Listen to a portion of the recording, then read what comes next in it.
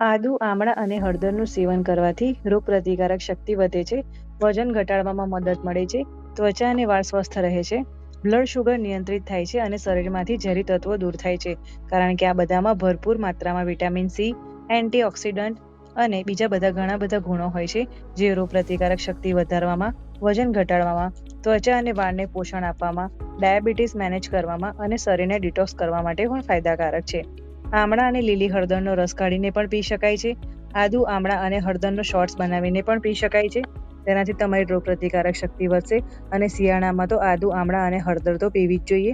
Diabetes માટે આમળા અને હળદરના પાવડરને સમાન માત્રામાં મિક્સ કરીને હુંફાળા પાણી સાથે સવારે 2 થી 3 ગ્રામ પણ લઈ શકાય છે.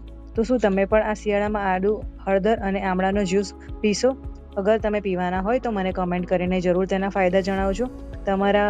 તમારું વજન વધારે છે તો તમારું વજન ઘટી જશે, ડાયાબિટીસ કંટ્રોલમાં આવી જશે, વાળના સ્વાસ્થ્ય માટે પણ ખૂબ જ જરૂરી છે, ડિટોક્સિફિકેશનની પ્રક્રિયા પણ થશે અને રોગપ્રતિકારક શક્તિ તો વધશે. તો તમે અને તમારા બાળકોને અને ઘરના વડીલોને જરૂરથી આદુ, આમળા અને હળદરનો શોર્ટ્સ યા તેનો જ્યુસ બનાવીને પણ પીવડાવજો.